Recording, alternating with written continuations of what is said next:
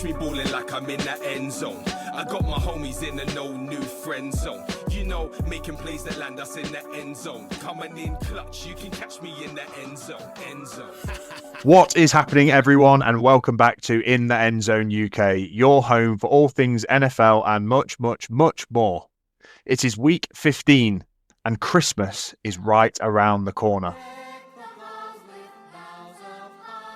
We are officially in festive football mode, so this episode is called Deck the Balls. And by balls, I mean NFL balls. Because the decorations are up, the temperatures are down, and the games from here on out mean everything. We are deep into December football, playoff pressure, absolutely no margin for error. And with me today, bringing the Christmas cheer, we have the tinsel twinkling Tennessee Titan. Try and say that fast. Big Dave, how are you doing today? I'm good.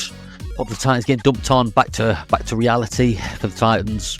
And other than that, no, good. Feeling the festive cheer. Going to wrap some presents after this. And also with us today, the cheesy pipers piping, the Pac-Man himself, Lil Camo. How you doing today, Camo? Yo, yeah, all good. All good. Rough weekend, but we'll get into all of that. No Christmas spirit, man. I'm like struggling to find it, which is weird because I normally watch about 1,000 Christmas films prior to October, but not watched a single one yet this year. That's poor. Not feeling it, which is weird. That's poor from a man who owns 13 different Christmas jumpers. Stick one on and go out dancing in the streets. Nah, maybe next week we'll be feeling it. I hope so, because it's Christmas time. Otherwise you will be the official Grinch of the podcast. For those out there listening, send Cam some messages, send him some Christmas cheer, get on Instagram, send him a Christmas tree, send him a Christmas cracker to pull and open. Let's get him in the festive spirit. Come on, Camo. This episode I do actually have a really good advent calendar. It's a Packers one, and inside each door is a mini tree ornament, all for Green Bay, which is quite cool. Nice. There you go. Is there a new ACL in there for me, boss? Oh, bring him straight back down to earth. He was getting a little bit Christmas cheery then, Dave, and then all of a sudden, bosh. We are at that time of year. We've got one more episode before Christmas, but I thought I would just get us, halfway there. Deck the balls, get your Christmas decorations out, and we talk a whole bunch of football. And this week I loved this week. I thought this week of football was fantastic. We will do what we do. We will recap. We will slap or sign. But what I want to do first is go into our segment 1, our favourite game of week 15. It's Game of the Week. And Game of the Week takes us to a freezing cold Gillette Stadium in New England, where the Patriots hosted the Buffalo Bills. That's 2 games on the bounce that we've gone with the Buffalo Bills game as Game of the Week, because this was a massive AFC East battle. The Pats sitting atop of the division, and a huge game this week to help decide who the top contenders actually are. And this one was back and forth all day. The Patriots came out really swinging, feeding off the home crowd, the cold conditions, and for long stretches of this game, certainly at the start of it, it looked like they might actually pull off a sweep of the Bills, win this one at home. And once again, Josh Allen happened. Buffalo mounted another huge comeback. They had the same last week against the Bengals, capitalizing on a few mistakes by New England and maybe not being as aggressive as they could have been. But when it mattered most, Josh Allen just pulled it out of the bag, and they show exactly why they're built for December and January football. They haven't made a Super Bowl in a long while, but with Mahomes out of the picture, which we'll talk to later, I feel like the Bills are potentially in prime position to do so. But let's talk about this game. The Bills won 35 to the Patriots 31. Josh Allen refuses to go away in games. And Dave, we voted for this one. This was your vote was the first one in for this game, so you must have liked what you saw. Bills are now 10-4, Patriots 11-3. There's one game in it. Let's talk about this game and what made this the game of the week for you, Big Dave. I just think that I had a keen eye on it, I guess. It was showing a lot of it on the Red Zone. It was actually blanked out in the UK. I believe it was the Sky Sports game So if you were trying to watch it on the DAZN app, you would not have been able to see it unless it's just my dodgy app. But it was all over the red zone, which is more than enough for the Bills and the Patriots that I get to see. It started off very similar to how the other one did, with the Patriots dumping all over the Bills. Trayvon Henderson's an absolute beast. The fact that he has not been starting since like day one is an absolute travesty for Patriots fans. That breakaway run that he had, he has got true speed, him. Like, he just ran away from everyone, didn't he? He's rapid, 65-yard touchdown. Woohoo! And that was coming off that was like the first play after the Bills had just scored a touchdown. It kind of sucked the air out of the Bills a little bit, but it was just a weird play, that, wasn't it? He sort of ran to the right. It was well stuffed by the Bills, but no one actually touched him. So he just turned it left and just ran the whole length of the pitch. But yeah, he's an animal, though. You know, yeah. Oh no, he's a beast. You know, but he is. The real beast is on the other side, and Josh Allen, and you can never count him out. You know, you dragged that team back into contention, and just, I don't know, you got a little bit tight in towards the end of the second half, I guess. But to come back from, what were they, 21 down, 21-0 down, 21 down, to take the lead, I don't know. It was a good game. You know, and what I do want to say is that Matt Collins is a turd, isn't he? Walking around barefoot and no clothes on in the snow. That idiot do it? Like, turn up to the stadium with a pair of trousers. Get a grip, you loser. It's cold outside. Everybody's cold. Was that the stadium where they? Yeah, you fucking weirdo. Is that the stadium where the fan videoed opening that drink and it instantly froze? Oh, it was either that one or it might have been the Browns game. Yeah, because the Browns was record-breakingly cold there, wasn't it, in Cleveland? But must have been that one. One way or another, it was in the negatives. So it would freeze you real quick. And Matt Collins was walking around with no shoes nor socks on and no top on. I mean, the guy's shredded, and so if I look like that, I might walk around with nothing on either. But not when it's -10. No, if you're, and at least be a good player. You know, like. If Trayvon Henderson's walking around, like, walk around topless. But when you're putting up 4 receptions or about 3 yards a week, come on, dude, put a t-shirt on. Why is the camera even looking at you? No, absolutely. But you are right in the fact that Josh Allen is the beast. Ultimately, it started off looking like Drake May was going to be that guy. You know, when you talk about MVPs, and because he's in the conversation and he has to be, I guess. I mean, he had 2 rushing touchdowns in this game before Josh Allen had even thrown or ran one, and it looked like they were going to take control. It really did. I thought, holy crap, the Patriots are going to absolutely stamp their authority on this AFC East and say, we are here, this is us, we're going to sweep the Bills, we're going to win this, and we can be really genuinely taken seriously as deep playoff contenders. And then the Bills just came thundering back, just like they did the week before. I'm not taking away from any of it. I mean, Trayvon Henderson having those 2 touchdowns, Drake May having 2 touchdowns, but he also threw for an interception. You know, they didn't have any touchdowns through the air. There's nothing wrong with the Patriots. They are a very good team. But then you look at Josh Allen and you think, I don't know, I just never feel like they're ever out. They never feel done. They always feel like they're going to do something. And I've said it before, we'll say it again. They don't have much outside of Dalton Kincaid and Dawson Knox. And then obviously James Cook, who I'm sure you were very happy with the performance of, Cam. You've got him in fantasy. You managed to wiggle your way into the playoffs, and at least at the start of the week, it looked like he was maybe going to do you enough to maybe get a win with 107 yards and 2 touchdowns. But what did you make of it, Camo? Yeah, like, it was a good game. Obviously, everyone likes to see a competitive game, a meaningful game. Well done, Josh Allen. It's another comeback. I question how many times can they be in that position and have to get out of it. People are ranting and raving about Josh Allen. Hang on a minute, let's just slow down a bit. He's had some shocking games this season as well. He's had some real tough moments. And I know, obviously, we were speaking earlier, as you say, they're the ones to make it to the Super Bowl from the AFC. In my opinion. Yeah. Look, we've been slating Mahomes and the Chiefs for being outside of Mahomes. What do the Chiefs have? There's an argument there I'm thinking about. Outside of Josh Allen, they ain't got too much going on in the Bills. Like this level of, they've been so close. They should be making it to Super Bowl this year. Couldn't get past the Chiefs. Their time's actually on the decline as well. Like, so well done. The pressure was more on the Bills to win that game than it was the Patriots. Absolutely. The Patriots can still go on next week, clinch the division, do what they need to do. Okay, would have hurt the way it happened, being 21-0 up and losing.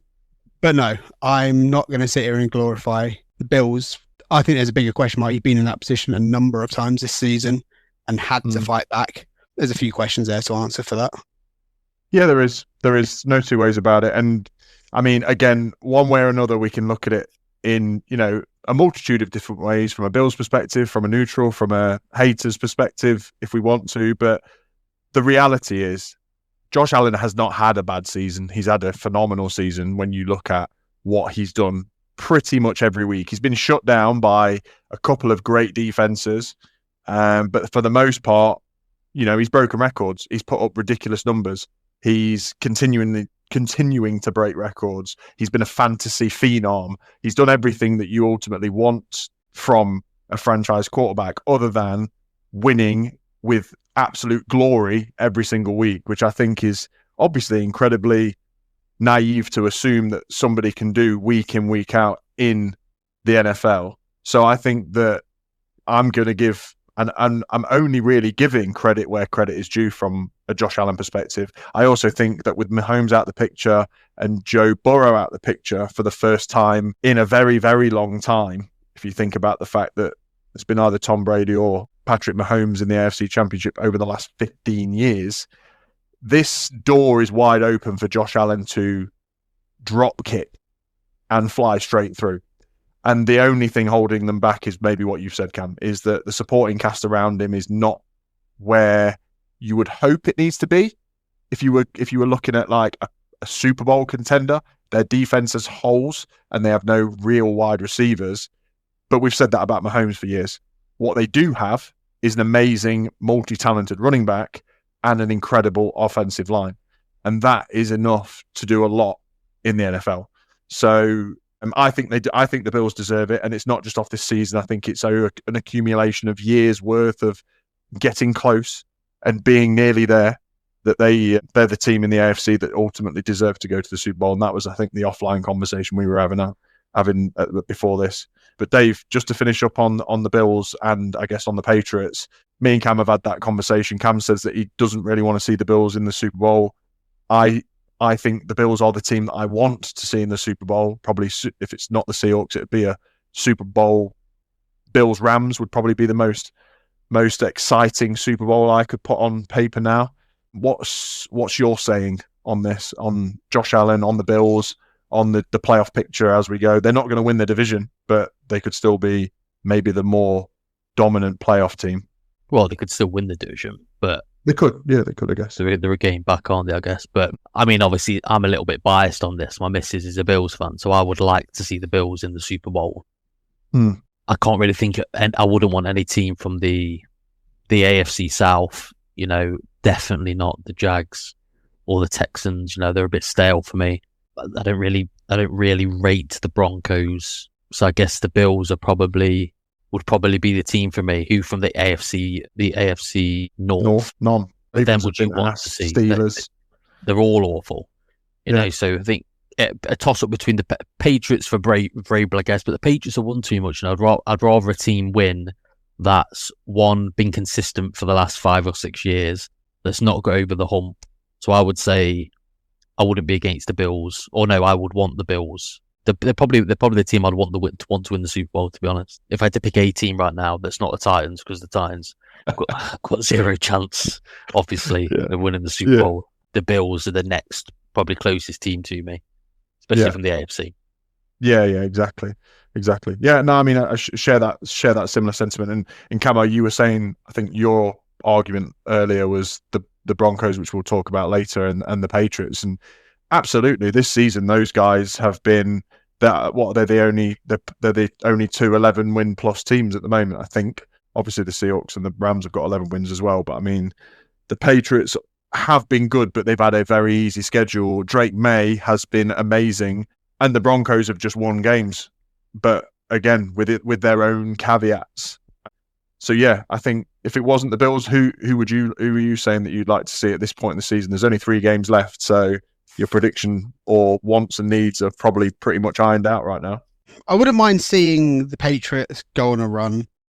For me, it would be between the Broncos because their defense is fantastic, and for the same reason, the Texans because their defense is disgusting, and if they can just be average on offense, they give a game to anybody.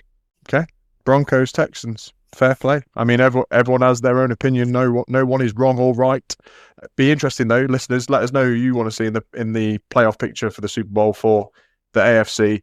Obviously, in this game, the Patriots did put up a hell of a fight. 31 points against the Bills is not nothing, and that Travion Henderson is a breakout caliber player. I think a year 2 for him in the Patriots offense. If they can get a bona fide number 1 receiver who is like a young up and coming number 1 as opposed to a Stephon Diggs who's been great but is definitely aging, and the rest, Mac Hollins, Kayshon Boutte, that we've got nobody there that is a I would say a world beater. So the Patriots, I feel, are building something and that they could be relevant, and maybe Super Bowl worthy in a year's time, perhaps 2, probably next year even would be enough. But I think just having Vrabel in the house for the Patriots is worth whatever player you could potentially bring in. He has shown what coaching can do, moving away from the Gerard Mayo who they had last year, the Hellman's man. You should go and probably coach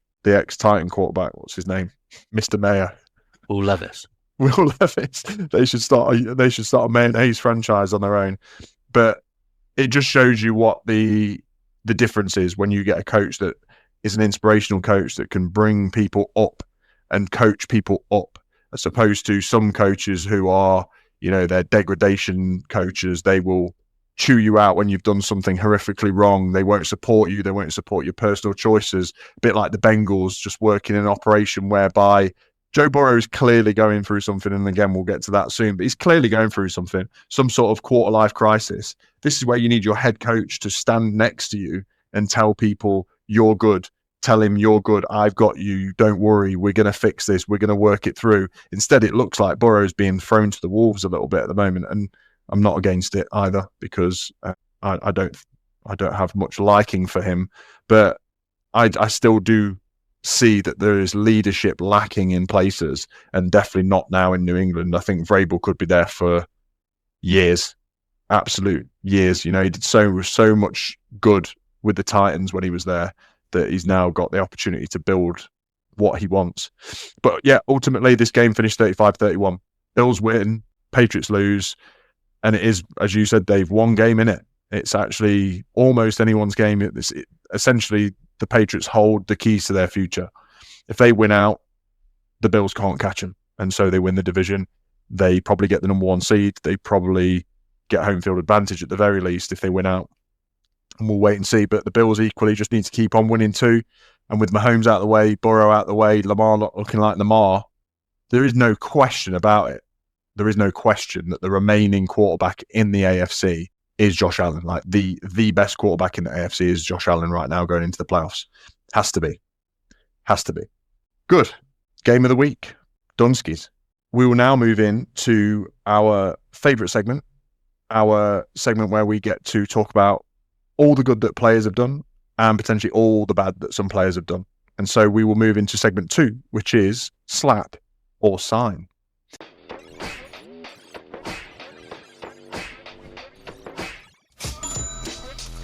And if you're new here, here's how it works. Each week we pick 2 players, 2 from the AFC, 2 from the NFC. They either get a slap for this week, festive horror show, or a sign for delivering like Santa Claus when it matters the most.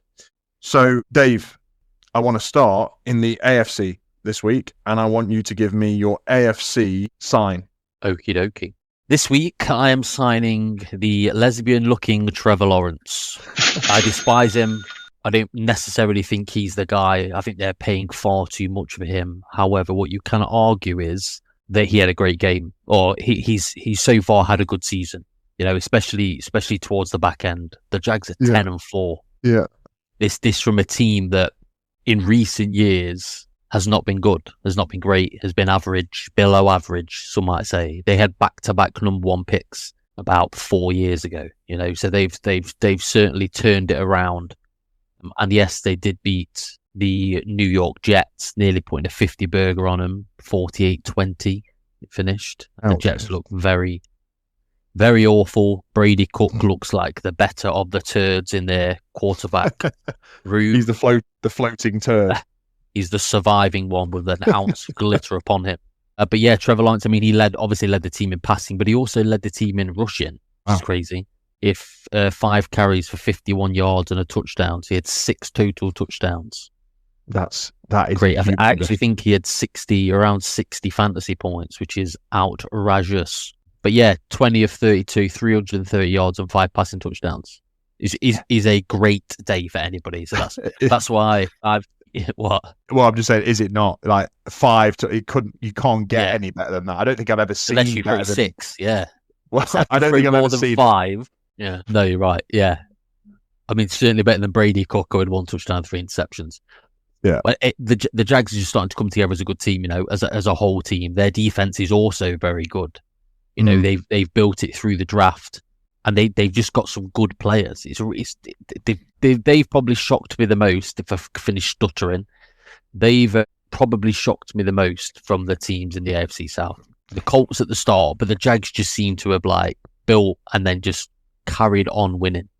I don't actually know what their winning streak is at the minute. They're on a 5-game winning streak. Right. Yeah, you can't take that away. They're top of the South. Yeah, which is cray-cray. But yeah, he's receiving the love. I don't think we ever give him love. I think we've all been underwhelmed by the fact that he was this gifted quarterback that only lost 3 games in his life before he came to the NFL, and then he was just underwhelming. Yeah. I think part of it is because, you see with all these quarterbacks that go number one, they go to dross teams. True. I know, because I follow one of them. So these teams that have got all these bad teams obviously draft these quarterbacks and they put them in bad situations because they are bad teams. And it takes people a while to maybe break out of it. So hopefully for Jags fans, not for me, hopefully for Jags fans, Trevor Lawrence is becoming that guy that they're paying him to be, and off this performance again against a very, very below average New York Jets team. He dismantled them. He did what you're meant to do to bad teams. Mm-hmm. He absolutely put the foot, put his foot on their throat and just did not let up. And I'm not against it. You can't stop him, then you can't stop him. So yeah. Yeah, nice. No, this was a performance from Trevor Lawrence that I feel like we were expecting when he came into the league. I feel like we were expecting a 5 tutty, 6 if you count the rushing tutty performance from somebody who came from Clemson, almost like godlike college player. I felt like this was what we were going to see from him and what all of the Jags hopes or the league's hopes when he was coming in. The hype was unreal if you cast your mind back, and it's been a while now, but if we cast our minds back to that time, there was no question that he was going to be the number 1 pick in the NFL. There was no question that the number 1 team with the number 1 pick was going to take him. There was no trade talks. It was just the Jags will take this generational talent in Trevor Lawrence. And as you said, he's been phenomenally underwhelming. However, he's shown flashes, and this is probably the biggest flash in the pan. But I can only hold it with so much regard because the Jets are fucking awful. Excuse my language. That's my only F-bomb I'm going to drop in this podcast. I'm going to leave it in. I'm not even going to beep it out because that's how bad I feel like the Jets are. They are the stinkiest of stinky franchises. The fact that they managed to put 20 points up, I think, is just because the Jags have also weaknesses in places. And whilst their defense is good, 10-4 is probably the right record for them, but they've scraped some wins this season. I don't think that they're a team that should be winning any division. It just so happens they're in the South that is not very strong. I think if they were in any other division in the AFC or even NFC, that they would be middle of the pack. They'd probably be, they'd probably have 8 wins, maybe something like that. But I think the Jets are awful. and we've spoke about them enough times, so I don't really need to say too much. But yeah, in this game, the Jacksonville Jaguars did exactly what they should have done, Dave, and that's beat up on a bad team, put them away early, keep the points ticking over, and literally rack those fantasy points up. So nice. Trevor Lawrence, big. Camo, are you signing Trevor Lawrence? And if not, tell us who you are. I am not. I was very close to signing Travis Etienne, but I thought I'd go in a different direction. A team that I've already mentioned today about possibly Super Bowl allure, going with CJ Stroud. Now, he came out of college and obviously had that phenomenal rookie season. Second year was a bit down. This year hasn't actually been great. The Texans hadn't been great at the start of the season, but I think they're relying on their strength, which is their defense, but their offense is becoming more relevant again. They're finding some rhythm. CJ Stroud hit. Yes, they were playing the Cardinals. They won 40-20. CJ Stroud, 22 of 29 for 260 yards, 3 touchdowns. He had a clean day. He really relies on Nico Collins, who has big performances for him. And it was nice to see them to get their tight end Schultz involved more.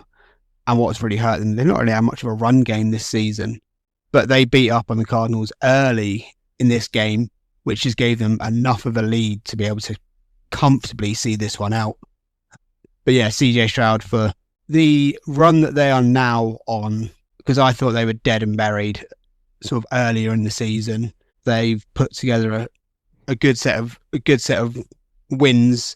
I know you were saying in the AFC South isn't that great a division at the minute, but actually there's 3 teams in there that they're piling up wins between them. But Stroud, it's because they're playing each other and they're playing the shittest teams in the NFL from where they were sat last year. But I know what you mean. Steady on.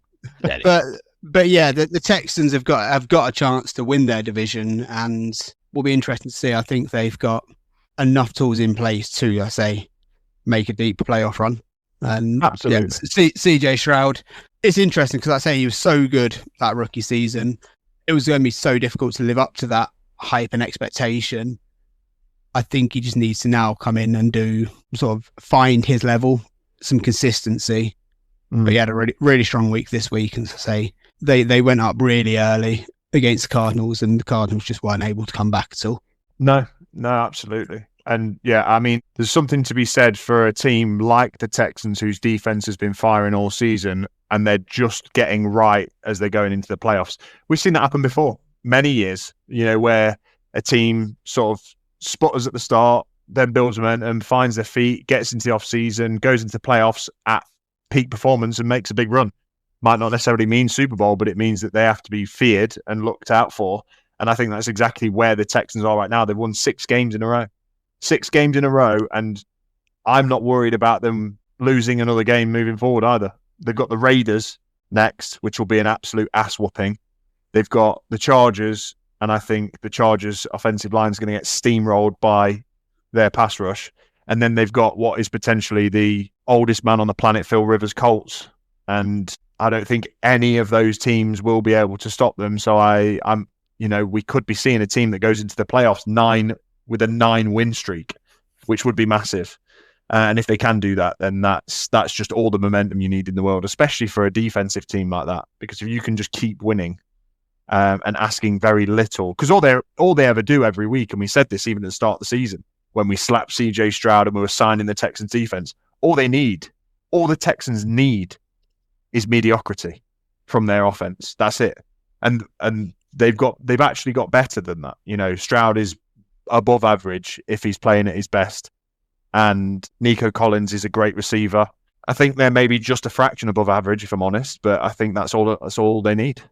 And Dave, you obviously see these guys in your division and maybe watch them with a little bit more duty of care than we do, but they just to say something quickly about the Cardinals as well. This Cardinals team sucks really, really bad. This Cardinals team is healthy. Aside from Kyler Murray, that's their team.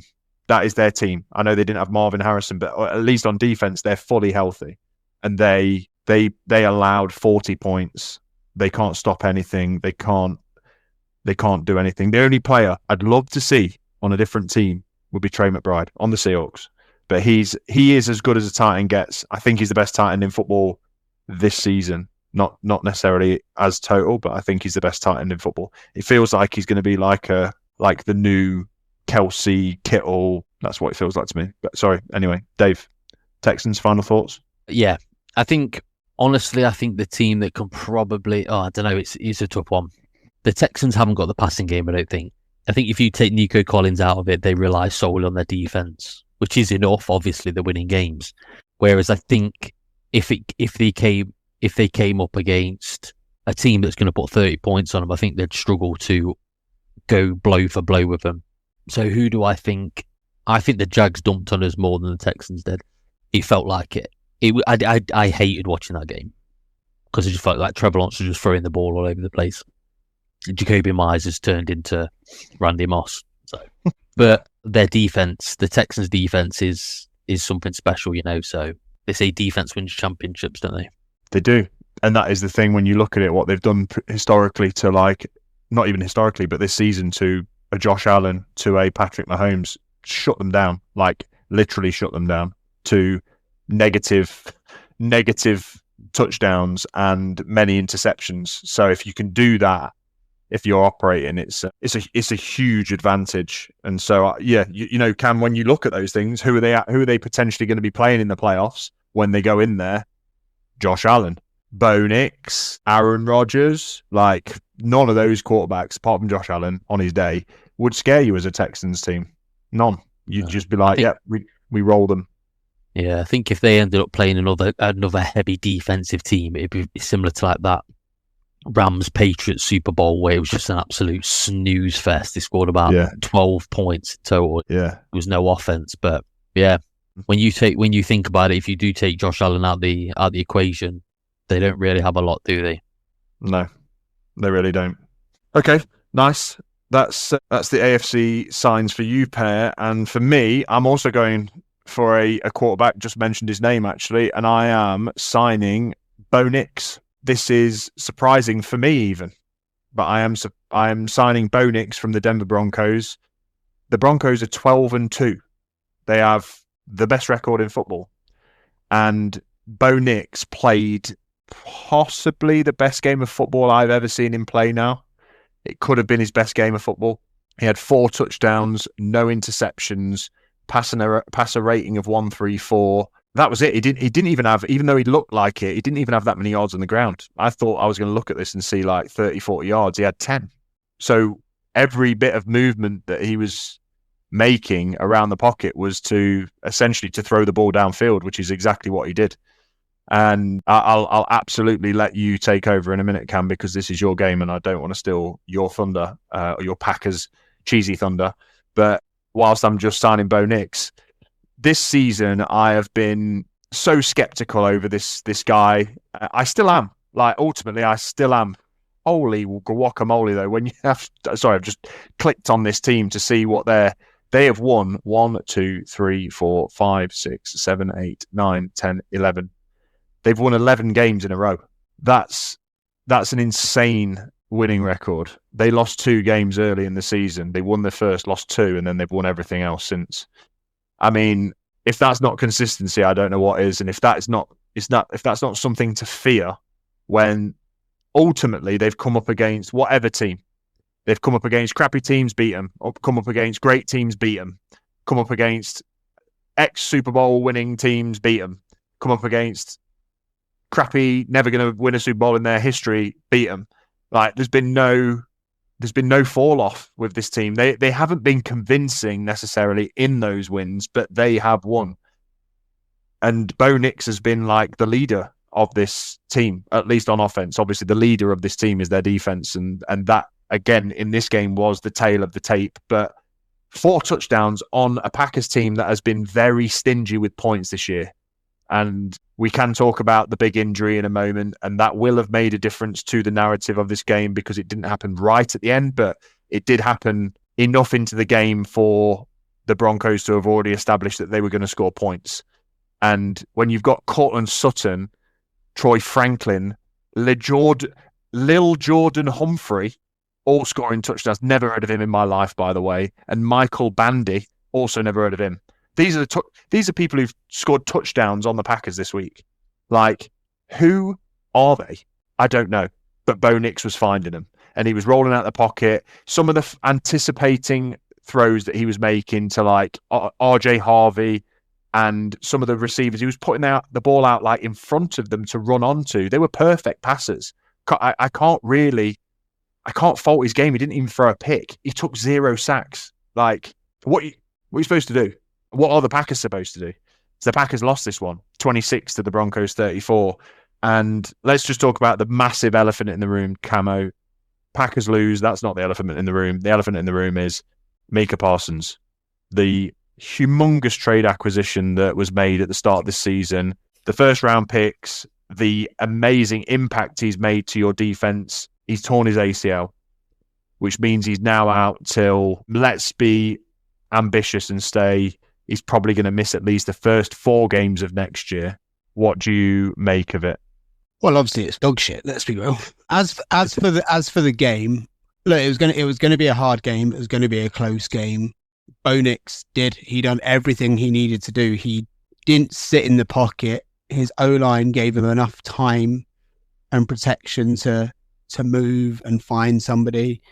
Our whole philosophy on defense is we get pressure on a quarterback and we get pressure on them early, so they're getting rid of that ball, because our secondary is not built if a quarterback's got time.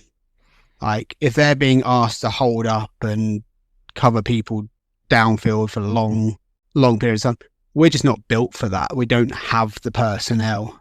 We've got some good safeties. The corners are not it. And like I say, without a single sack on a quarterback this week, Bo Nix was great. This is it. Defenses do win championships because we turned them over early, but their defense held us to 3 points. We get the ball back. The defense held us to 3 points. 3 points in games, they're just not good enough. When, okay, cool, you scored on 2 drives. All I need to do is go down, score 1 touchdown, and we're in the lead. Yeah. And that's the difference. Yeah, so I say the loss is fine. We're still in a strong position, win next week, and we'll pretty much clinch playoffs. That's fine. It's the losing Parsons, because he is everything on that. He's the energy. He may not be, he's had 12.5 sacks this season. Very, very good. It's the amount of pressure that he gets on quarterbacks, the amount of attention he gets on the line. It allows other people to do stuff. Without him, that attention is spread across other people, which severely impacts our ability to get that pressure, which puts the attention on the quarterbacks who can't hold up. So yeah, it's going to be huge for us moving forward. Our offense is going to be what needs to step up. Our offense needs to convert, needs to be scoring those touchdowns, can't be going for 3 points if we want to win games moving forward. But Bo Nix had an absolute day. He did. Hence the sign. But yeah, I just wanted to get your opinion on the Parsons injury. And, you know, let's be honest, it has huge implications. Like, this guy is somebody who you've given up multiple first round picks for, a stout defensive lineman for. He's gone and essentially scrubbed himself out of any kind of relevance now for probably 12 months, which is generally the return time for an ACL, unless you're superhuman, which he is. If it is 12 months, you don't see him for the majority of next year either. And so how does that look? You know, how does that look, and what does that feel like for 2 first round picks? That's the whole thing of, you've given up all of this capital to now not have that player, not have those draft picks. Yeah. You're going to be weaker for it, and you can't build with those, like, in the draft. Yeah, it's tough, but it was still absolutely still the right move to make. It was still an exciting trade to make. Not question that. Injuries suck, man. Like, they do. Again, it was the fact it was a non-contact injury. Knew it was bad as soon as it happened. Like, Dave Parsons. Yeah. Your final thoughts on Mr. Micah Parsons going down. Buzzing. No, I'm not. I don't like even the Mahomes one. You know, The league is better with superstars in it. We play the Chiefs next week, ironically. I know.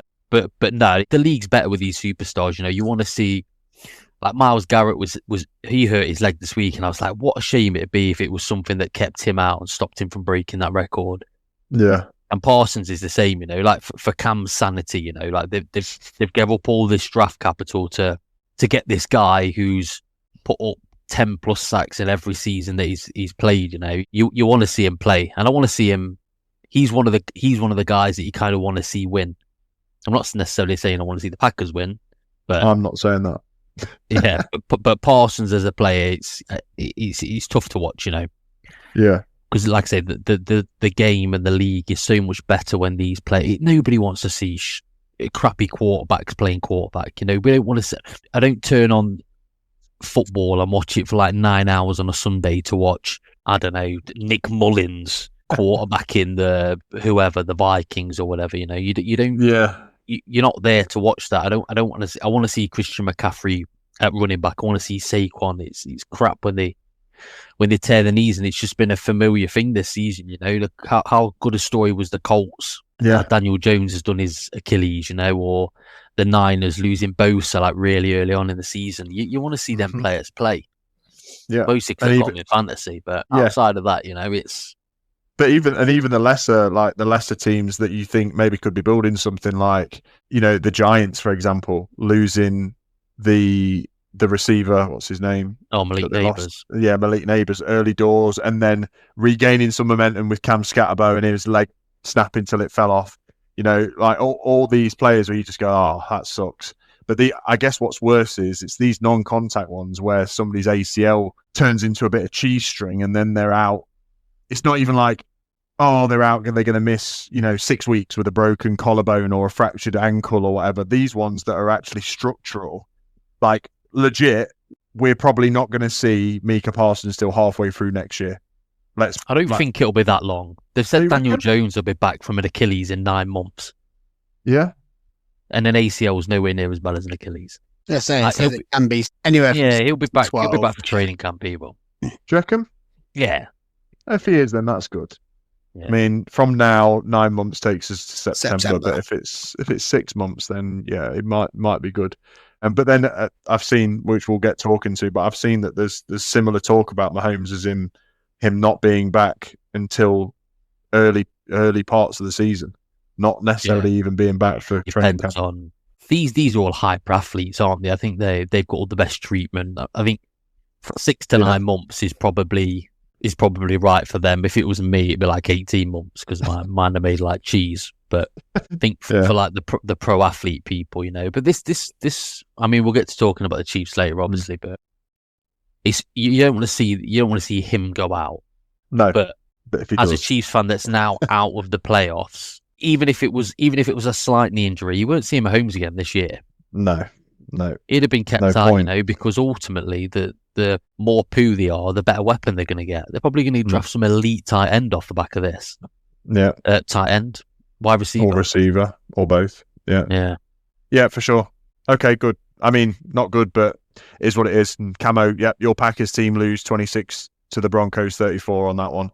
Let's go into slaps. Who disappointed you? And Dave, coming to you. AFC. I'm slapping Pete the Meat. I'm just sick to death of him, to be honest with you. And if you're a Raiders fan, Pete Carroll, the head coach of the Las Vegas Raiders, they've underwhelmed this year massively. I think if you were a Raiders fan, like who was the dude they had last year? I can't remember what his name was. He was so pathetically not important. They replaced him with coach or quarterback. Coach. Yeah, could not. Couldn't. That's how bad. If you're a Raiders fan, just fill in the blank. But they've been awful, and like we said before this, they've been shut out. They got shut out this weekend by the Eagles. Shut out. Couldn't even muster a field goal. And this isn't the first time they've been shut out. The Chiefs shut them out. Yeah. In October, the Chiefs shut them out 31-0. So they've been beat 31-0 twice in one season. Like being shut out in a season, it happens. A lot of teams get shut out every year, but to have it happen twice to you is just, I don't know. It's just so pathetic. I think they had so much high hopes going into the season, bad English, but we beat them, and then Geno Smith came over from the Seahawks. They drafted Ashton Genty, meant to be generational running back. He's been awful. They've got Brock Bowers, who's an elite tight end. Max Crosby's unbelievable, and they're just wasting away. They've just also been a team that's not been relevant for so long. They're the Browns of the AFC West, the Titans, the AFC West. But yeah, I don't know. I'm just sick of seeing it, to be honest. I'm sick of seeing his smug little ratty old face. Just retire, old man. Like you've had your glory. You've won a Super Bowl. You've won like back-to-back national championships in college. You've had a great career. Just go away and die and be old on your own. I'm sick of seeing you. Yeah. Bring somebody in who's a bit younger with a bit of a new mind for the game. Not this pound the rock until you die. I mean, who did they have? Kenny Pickett starting this weekend. That's how bad things have gotten. Kenny Pickett against the Raiders, against his old team, the Eagles, and they were woeful. He was woeful. You know, we're not even delving into the stats of the game, but I mean, Jalen Hurts completed 12 passes, 175 yards, and 3 touchdowns. Barkley, 22 carries, 78 yards and a touchdown. Goddard, 70 yards and 2 touchdowns. Didn't he have a rushing one as well? He had a rushing one, and he dropped an absolute clanger, which would have been his third. No, it wasn't a rushing, was it? It was a pop pass. Yeah. Trouble pass. Yeah, that's wild. And had the Raiders, and this is no antagonizing, but had the Raiders not beat the Titans earlier in the season, I feel like if you played them now, you would actually win. But had the Raiders not beat the Titans earlier in the season, they'd have been on an 11-game losing streak. The Titans, they're awful. The only team that have helped them break that streak. And again, I'm not trying to poke the bear. I'm just trying to say they're shit. Awful. Kenny Pickett, 15 completions. See, he had 3 more completions than Jalen Hurts, and he finished with 64 yards. 64 yards. Awful. Genty, 35 yards. Brock Bowers, 28. It's just a real poor state of affairs. It's an amateur team. It's awful. It is. And I do agree with you, though. I think that if we played them now, I do think we would beat them. But I just don't get what they're trying to do. It's like they do the same thing every week: run the ball twice, then try and throw it on 3rd and long. They get sacked about 65 times a game. It's boring. It's uninspiring. It is all of the above. Yeah, you're right to be slapping Pete, because ultimately they fired their offensive coordinator, didn't they, recently? Whoever it was, Chip Kelly or whoever it was. And trying to gain some experience from that, or think that it was his fault and climb out from under that rock. Absolutely not. When you're rushing for 35 yards as a rushing leader of the team, and you throw for 64 yards passing, that's a team offense combined of less than 100 yards. It's 99 yards between your leading rusher and your leading passer.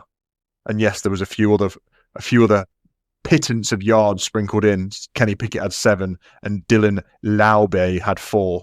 But you're talking 13 plus whatever it is, 64 plus 46. I don't know. It's poor is what it is. It's and it does come down to coaching, and it does come down to the front office too. I feel like the personnel with the Raiders is not bad. They don't have a quarterback, obviously, but you wouldn't have said that at the start of the season, having Geno Smith come from the Seahawks. They've got a running back that was a beast in college, but can't get anything going. They don't have any receivers to speak of, but they've got an amazing tight end, potentially best tight end in the league. And they have one of the best pass rushers in the league. And they've got a sickeningly good linebacker. I don't know where he's found his juice from, but Devin White's amazing. Devin White is everywhere and has to be. But yeah, I don't disagree with you, Dave. 31 to the Raiders, 0. Shut out again. That's a franchise that needs to go in the bin. Camo, where are you going? I'm going all over the AFC. I'm going all over the superstar quarterbacks that are meant to be these amazing athletes, sportsmen, people, leaders. The ones that are being paid absolutely stupid amounts of money that is ruining teams' chances of succeeding. Mahomes, great you are, Mahomes. You got nothing around you. Lamar's been god awful this season. Yes, he's been injured. Joe Burrow's once again has been injured this season and god awful. I'm sick of seeing these people that we put on a pedestal being shit. It's just doing I think this season has been, I think it's been a real poor season all round in the NFL for a number of different reasons. But I don't like what is happening at quarterback in terms of the amount of money that's getting put into long contracts, crippling teams, and people not being able to live up to what they're being paid very quickly, a lot of money. And for me, they're not producing once they get paid. And I think something needs to change. It's the length of the contracts. I would love to go to more towards right, okay, we'll give you a 2-year deal. We're happy to keep it rolling if you produce, but people sign 5-year contracts, 10-year contracts. And I just think something needs to change because it is not working. We're getting so many, it's just been poor this season and I'm just fed up with it. It's drained me a lot. And wow, okay. That's why I want to see some of these young guys succeed. That's like the whole thing about, you want Josh Allen's people. He's had really good seasons, hasn't managed to get there. Let's give these young guys that are producing this season the dues and say well done, because these boys that are being paid so much money, and that's not just AFC, it is all over this league. Yeah, okay. It frustrates me in terms of, and hey, it's not on the players. I get that. It's agents, it's front office, it's whatever. It's also on the players for being shit. But I would love to see a change in just the way that these contracts are done. And I mean, they're only going to get worse. They probably are. But like, to your point, I'm hearing what you're saying. I'm hearing what you're giving out, and I think I understand where you're coming from. Let's throw some names. These are AFC quarterbacks. Let's validate this. Geno Smith got paid considerable money to go to the Raiders, has ate shit. Justin Fields chose to go to the Jets, offered him more money, offered him better rates than the Steelers, albeit can we throw him into that picture as a superstar franchise quarterback? He was an early pick at one point, but we know he ain't great, so maybe not.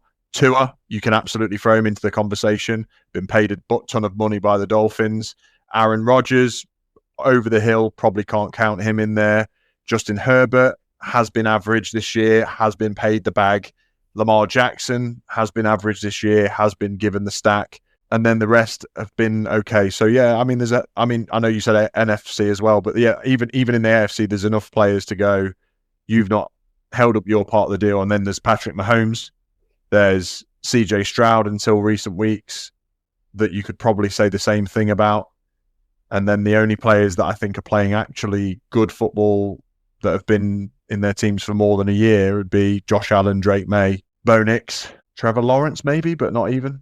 So yeah, he's getting a shitload of money too. He is getting a buttload of money to be average up until very recently. And then there's the players that are like Cam Ward, Joe Flacco, Daniel Jones, all recently with new teams. So can't really throw them in there. But yeah, Dave, are you swallowing what Cam's feeding you? I agree with. I mean, I don't think you can give them shorter contracts because I think the longer contract works in both favours, doesn't it? Because if they are playing well, then the teams have got them locked in. Otherwise, they'd be moving every 2 years, wouldn't they? But I think they just need to have a limit on what you can pay a quarterback. So stop these ridiculous 10-year, $500 million contracts, and just say a percent. Like you can only pay them 15% of what the salary cap is. Yeah, and if you want to max that out, you can. But if you don't, then you don't. Yeah. The problem, and that because it just means you can spread the money around the players more, around the teams, and then the teams will be better, which makes it better watching for us. There's a reason there's a depth chart, because a lot of people at the bottom of the depth chart are shit. But you can't get better players because the quarterback, whether it's Trevor Lawrence before this season or Tua, these people that are getting paid £260 million, it just sucks it all out of the pot. So you can't get better players, and then you have to rely on these rookies to do so much work, But no, I'm fully with you. I don't think this season any quarterback, probably shy of Matt Stafford, has played particularly well. You know, they've all either had bad. Like Stafford's the only one that's played consistently well the whole year. Mm-hmm. Drake May maybe, but Drake May's not been on the same level as Matt Stafford. No, and you know, Stafford's by far and away the MVP. He's just got to keep it running in now. And I want to see Drake May do it for more than 1 year. Well, this is it, isn't it? You have these people that come and they have one wonder season, and then they're average again. You know, it's about consistency, and that's what makes these people superstars. That's why we've got the Patrick Mahomes, the Lamar Jacksons, the Staffords, the Allens. You know, these players, the Aaron Rodgers for 15 years. They're unbelievable year in, year out. I don't know. I'm glad that we've not got the problem of having to pay a quarterback for the next sort of like 4 years, you know, and then we can just see what Cam Ward's going to be. But you're in a position where what do you do with Sam Darnold? Yeah, Jordan Love. Yeah. How much is Jordan Love being paid, Cam?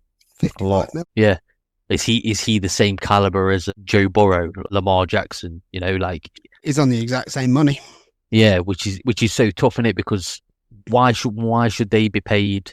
I mean, and this isn't a shot at Jordan Love, because I actually think Jordan Love's been pretty good. Why should these players command the same money as Patrick Mahomes, as Josh Allen? Have you won multiple MVPs? Have you won multiple Super Bowls? Have you won a Super Bowl? You know, what gives you the right, just because you're the franchise guy there? And they hold these teams to ransom, don't they? And then you look at the Jags and you're like, why before this season, why are we paying this guy? Yeah. Before 3 weeks ago, why are we paying this guy $60 million a year? Tua can't stay on the field. You know, so I do agree with what Cam's saying. Like superstars, if you're going to be a superstar, you need to be a superstar. Yeah, and that's a massively valid point, Cam. I do hear what you're coming from. I was trying to list the players that I think fit into that bracket, and equally to Dave's expansion on that point, I massively agree in relation to what and how much you pay your players. Exactly, with that caveat, and it's not a Jordan Love thing. It's an everything thing. Have you won a Super Bowl recently, boy? No. In which case, until you win a Super Bowl, we're maxing our contracts at $35 million per quarterback. That is as much as you can win, unless you take us to a Super Bowl, or you're an MVP. Have you won an MVP before? No. In which case, you can only earn $35 million. Have you won an MVP? Cool. Okay, we can give you a $5 million bump.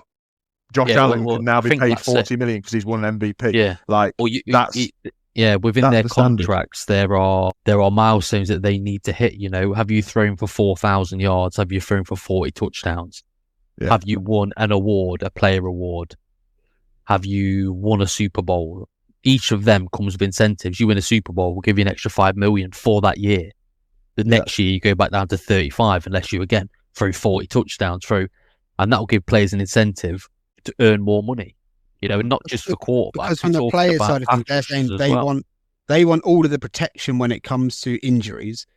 Yeah, but none of the risk. As a fan and as an organisation, I want protection on you actually being fucking good. Yeah, no, you're right. I'd give them, like you say, if you could do a 2-year contract, do 2 years fully guaranteed.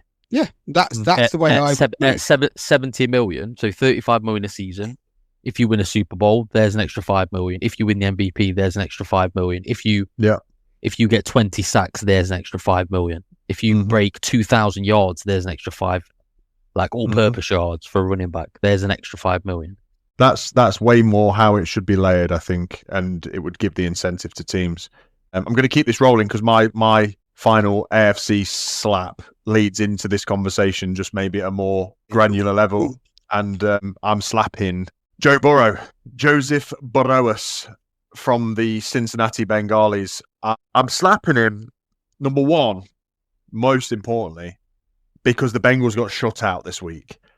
Now, if you're, to Cam's point, a franchise superstar, first-round pick, it's all singing, all dancing, $55-60 million a year quarterback, you can't get shut out. You have to make your team relevant. You have to throw the ball to a reasonably high level to keep your team competitive. You've been injured this season. You've now come back out of choice. For what reason? you've come back out of choice. If Burrow had have wanted to, he could have limped his way to the end of the season and probably should have. Instead, he comes back, he gets shut out by a terrible Ravens defense. Like, it's not been good this year. It's got great personnel, I'll give him that, but it's not been a good unit. And they shut him out. He doesn't and can't score a touchdown.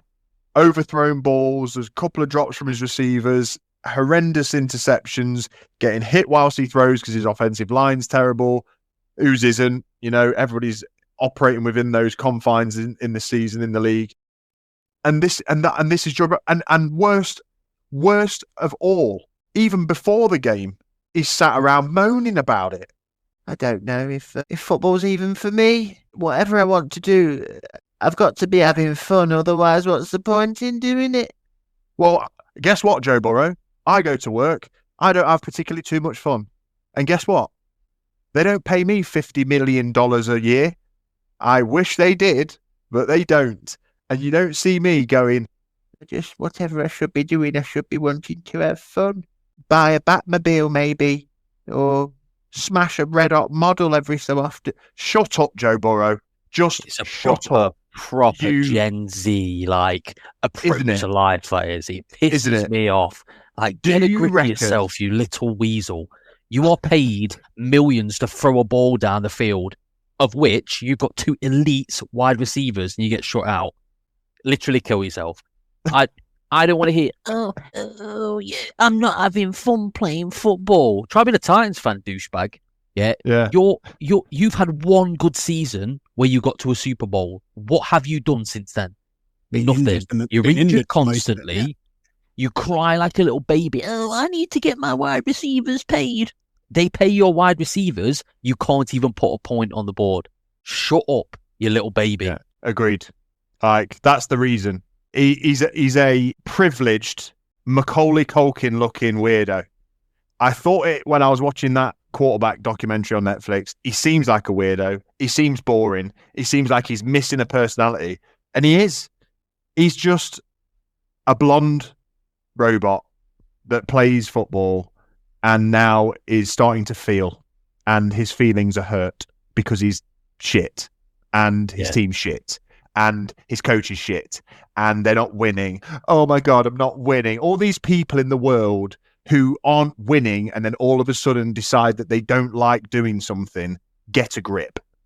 Get a grip, because you can't always win. You can always try. You can always be competitive. You can always try harder. You can always put effort in. You can always inspire others. But guess what? It doesn't mean you always win. And Joe Burrow doesn't always win. He's an amazing football player. He's got amazing players around him. He needs to realize that there's people. I saw a clip of people turning up to the Bengals Stadium. Another reason why they're getting slapped, and this is a Bengals slap. They breached NFL legislation by not clearing the snow off the seats in the stadium, right? So you're making your home and away fans, but home fans turn up and have to brush the snow off a freezing cold seat in the stadium. And I saw one woman videoing it going, "Hey, Joe Burrow, this is how much we love you," and brushing the snow off the seat and sitting down, freezing their asses off, watching him not score a point. And they're telling Joe Burrow how much they love him. And then they have to watch him sit in a conference and go, "Maybe I wasn't loved enough as a child." Oh, shut up. Yeah, no, he's a weasel, and that sums up not just that franchise, because there are a load of franchises that would probably do the same thing. But you've got people paying, like Cincinnati and Ohio in general is like a real worker town, you know? Yeah. They've got to deal with the Browns and the Bengals, you know, like as if life, and they get shit weather. Like it's really cold there. And you can't, you can sit there and, I don't know if I want to play anymore. And like they're comparing it to like Andrew Luck. Andrew Luck had like loads of concussions. He was worried about his brain. Joe Burrow's just being a mardy little baby. You've got no right. If you're a multi-millionaire sports person, so all you've done is play sports. You're not built a business from scratch or whatever. You're an athlete. You were gifted by being 6'6". and being able to throw a ball, you've got no right to sit there and whinge about how sad you are. Do you know what, mate? We're all pretty sad sometimes. Yeah, there's a load of lonely people around at Christmas time. Not the time to be like bleating about how bad your life is. You know? Woe is meing it. Yeah, come and unpick some of these orders with me on a daily basis. Then you'll know how life is. Yeah, idiot. Yeah. I mean, we've obviously gone in hard there, and I stand by it 100%. I think the what I alluded to earlier about having a strong leader in that building, a coach that can G his team up and take them through some hardships and feel like they're learning something as they lose and come out the other side, is something that I feel like the Bengals are fundamentally missing. So if I'm adding, I don't think it's a positive spin, but everybody needs help in life. You know, if you're reaching out for it, and Joe Burrow seems like there's something wrong. Ultimately, what he doesn't have in place is a strong leader in the Bengals locker room. And I think that has been a problem for years. I feel like he bluffed his way to a Super Bowl, not Joe Burrow, but I feel like the Bengals front office head coaches bluffed their way to a Super Bowl, and that has bought them 4 years of grace. That grace needs to end this season. Needs to be done. They should be firing people now. They should be firing head coaches, because what's on the other side of it? There's people talking about trading for Joe Burrow. And we spoke about it in our group chat earlier this today even. There's people talking about trading for Joe Burrow. Can you imagine just the potential trade talks for Mahomes or Josh Allen? Absolutely not. It would never happen. The franchise would never let them go. But yet, well, here we are with this. Oh, maybe if you throw 3 first-rounders and a first-round pick that's apparently won a game recently, that now is going to be packaged as something worth having when he's not. 9 McCarthy is worth nothing to me right now, and you package all that for Joe Burrow? Hell no. Burrow's a great quarterback. If he's not a whingy arsebag, he's worth 5 first-round picks ultimately. So what we're talking about this for? No, they're untradeable. Me and my missus talking about this on the way back yesterday. There are players that are untradeable right now, at this very moment. Yeah, Lamar Jackson is untradeable. Josh Allen's untradeable, and so is Patrick Mahomes. So is Joe Burrow. Yeah, they are untradeable players because you haven't got enough capital to throw at somebody. Like if you throw 10 first-round picks, maybe somebody will listen to you. Or if you're trading Lamar Jackson for Joe Burrow, Josh Allen with 6 first-round picks, that would get the job done. You know, but he's an untradeable player because he is a good quarterback. I don't know. I think it's because he's saying he's unhappy, so I think people are just assuming that he's unhappy in his current situation. But if I mean, he's probably not just him. He's probably just a bit like, do you know when you say the wrong stuff in like a press conference? Not that any of us have ever done that, but he's probably said he's probably said a load of stuff that he thought that was just on his mind. Yeah, and people are like, we could trade JJ McCarthy and 3 first-round picks, but you wouldn't get Jamar Chase for that. You think you're getting Joe Burrow for that? Yeah, and he probably knows. You know, he probably looks around the league going, "Fucking hell. I could be in Tennessee. I could be on the Titans right now. It could be worse." But you are right. The Bengals need to get rid of that dipshit that they've got as a head coach. They need to find somebody who's got a bit of a spine, and just that franchise needs turning around. You know, they were in the Super Bowl not long ago with a chance to win it. You know, there's no more desirable place, man. Like, there's no more desirable place. You like, as a head coach, why would you not want to go into Cincinnati with Joe Burrow, with Jamar Chase, with T. Higgins, all locked into a long-term contracts? And yes, you've got to make some choices on defense. And yes, you've got to try and build the defense. But you know what you've got to build. You need to build an offensive line and you need to build a defensive line. So go and have at it. You don't have a lot of money, so go and find it in the draft. Do what you can. And if you're not going to be Super Bowl relevant, so be it. Yeah, well, that's just it. When you've got a quarterback and he's got wide receivers that he's happy with, what more do you need? You know, Exactly. at least there are franchises, I'm going to talk about some of them later, that do not have a quarterback. That are scratching for answers to where we're going to find a quarterback. They have one and elite receivers. And they're still whinging. Let's get it put together. Cool. Camo, you've been inherently quiet on this one. Are you just listening to me and Dave absolutely rant and rave? Yeah, because I absolutely... Look, let's go back to this particular case, this particular game. The reason you've slapped Joe Burrow, they got shut out. They got paid all of this money. I know T. Higgins was out with a concussion. He shouldn't have even gone back into last week's game. But because you've got all of this money in these players, guess what? Your defense sucks. So as an offense, you need to account for that. You need to score points. I could have gone out there and done exactly what they'd done this week, which was fuck all. Yeah. I can go out there and score 0 points. You can. You absolutely can. There's a potential that you could have thrown less picks. You could have thrown less than 2 interceptions, Cam. That's for sure. And I'm a hell of a lot cheaper.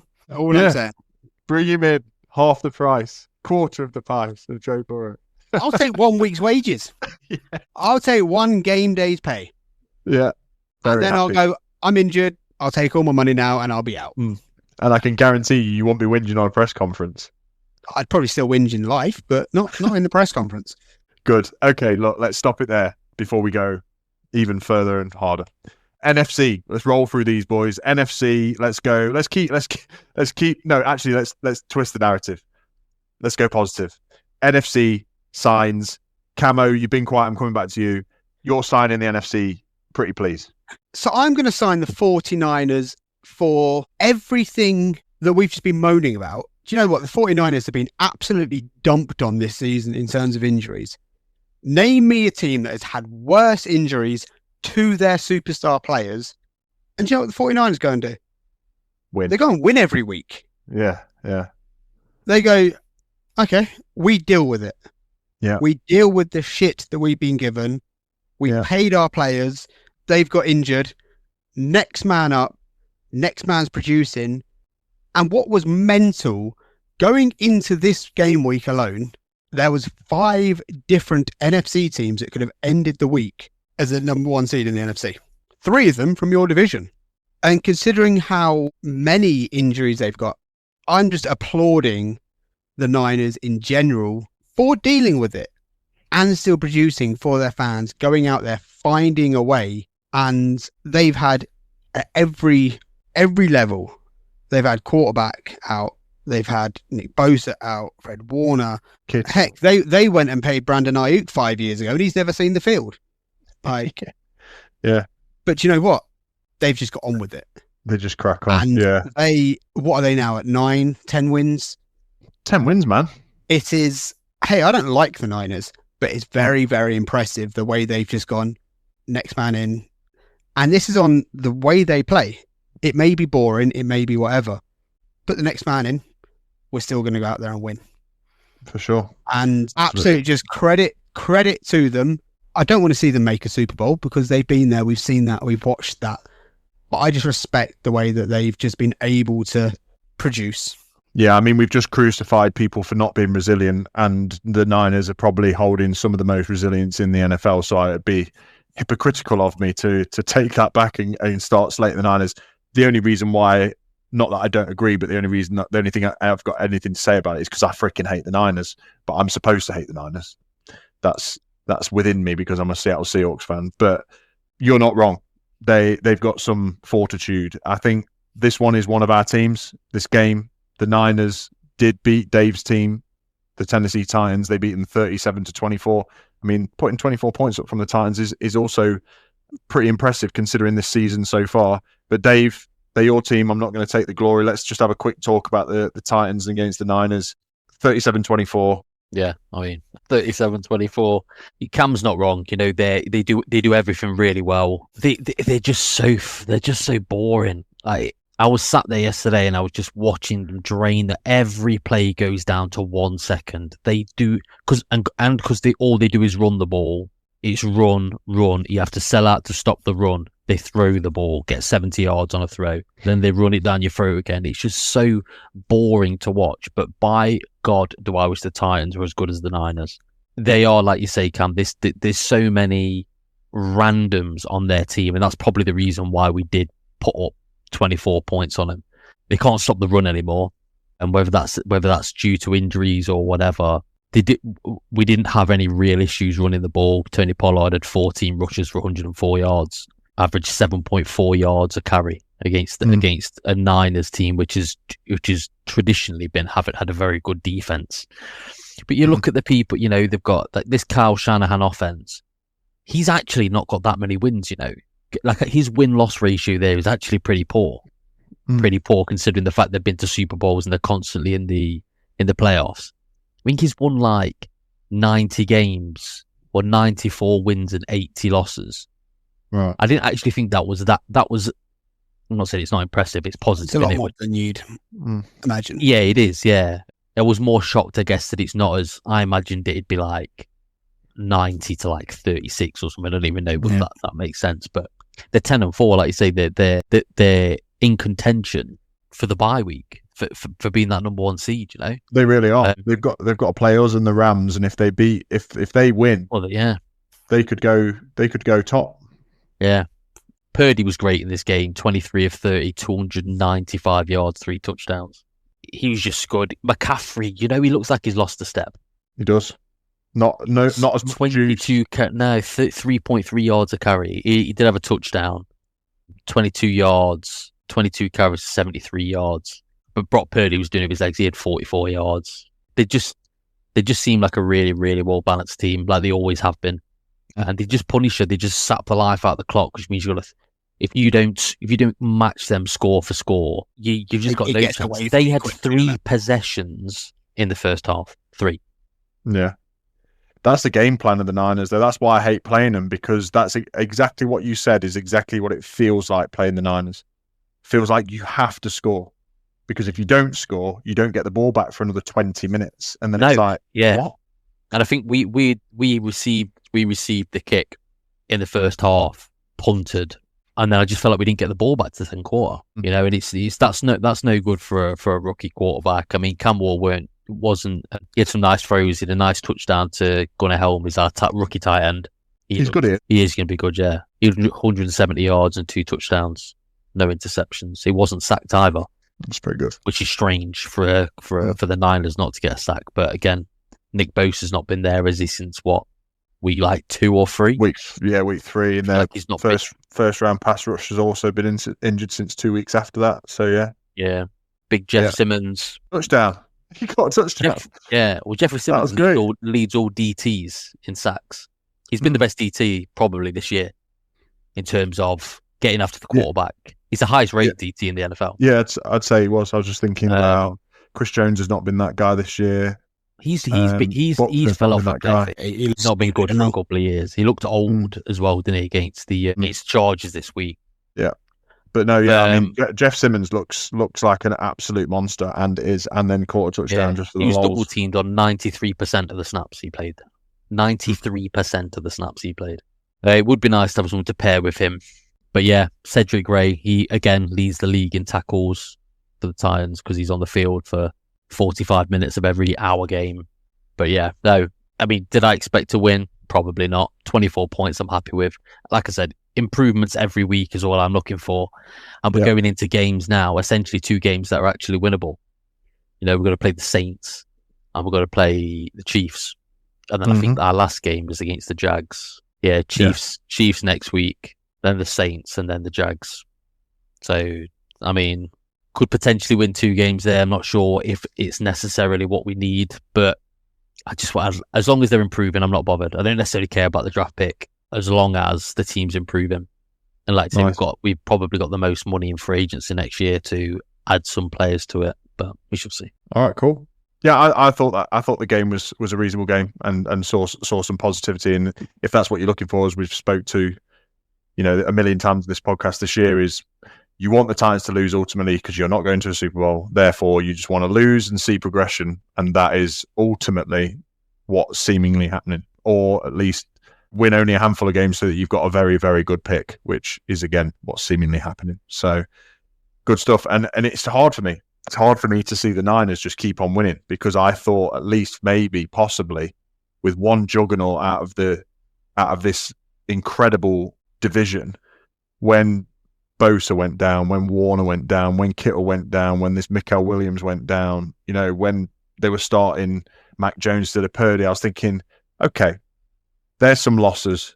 There's some wins that were going to be wins that are now losses. That's our opportunity to make a clear lead, for the top two teams in the league. I knew the Rams were going to be up there. I thought that we had the capability of being up there. And there they are. The Niners just chomping at the heels continuously with 10 wins. And the Niners, and the Rams and the Seahawks are having to win every week. Having to win, because all of a sudden you're being chased by this like limping zombie that is the Niners that will get you. And it's tough place to be. Let's move on. Let's talk about NFC slappings from Dave. NFC. We're signing. NFC signings from signs for Dave. So I'm signing Kirk Cousins. So this game was Friday morning for us UK people, the US listeners out there. Thursday night game.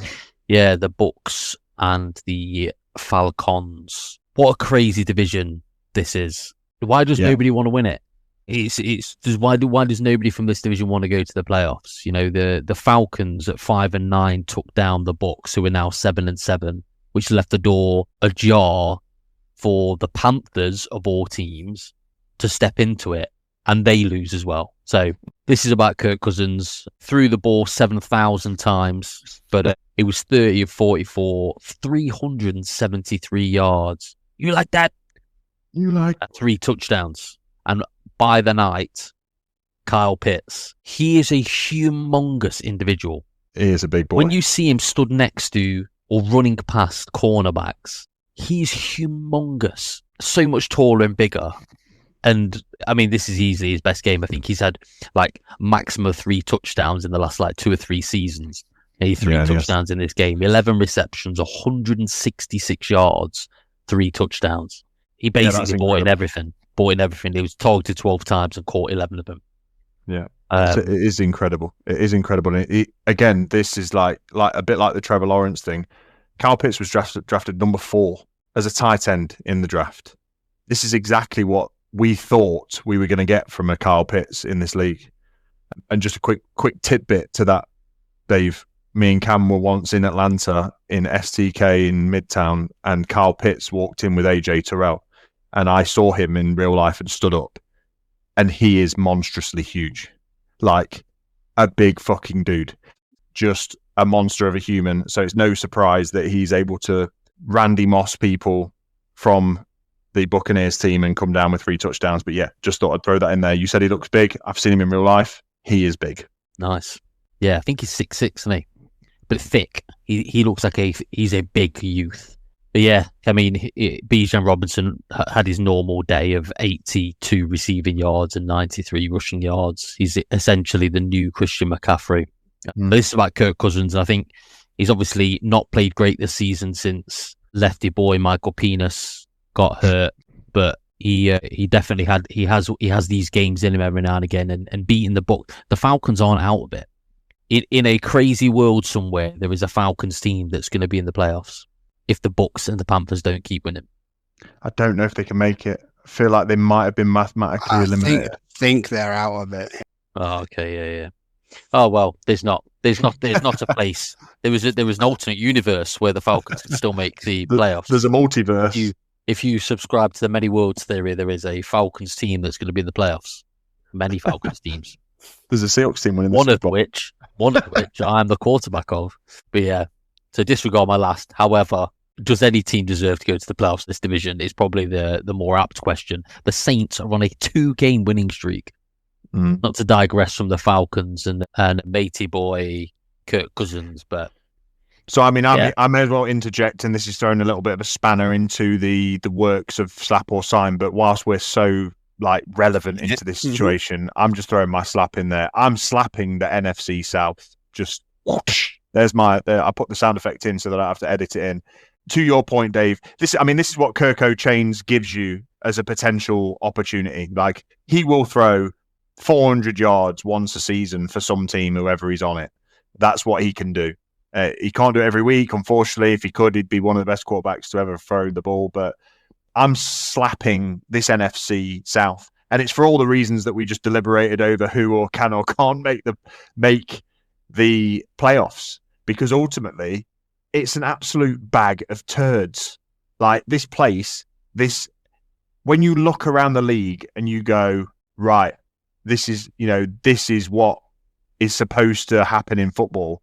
You're supposed to have dominant teams in every division, and the NFC West is absolutely battering each other to try and reach the top. 11 wins, 10 wins in the NFC West.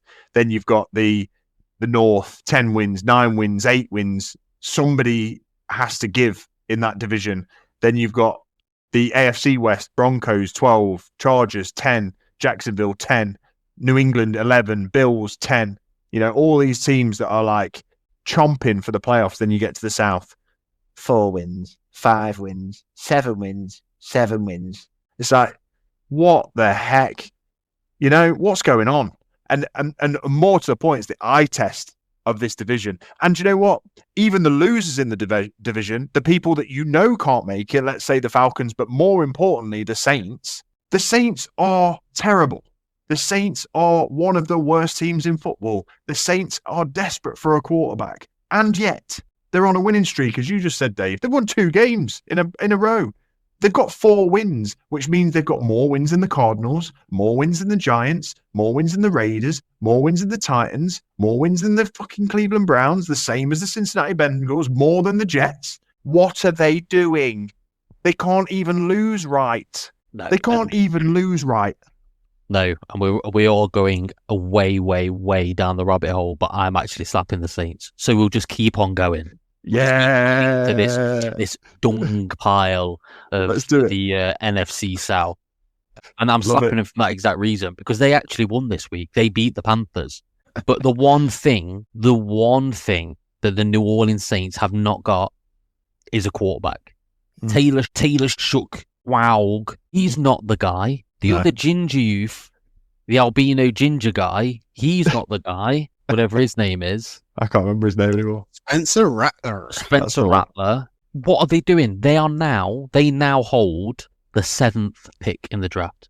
Arizona, the Jets, the stinky Browns, the stinky Titans, the stinky Vegas Raiders, and the stinky Giants are all above them.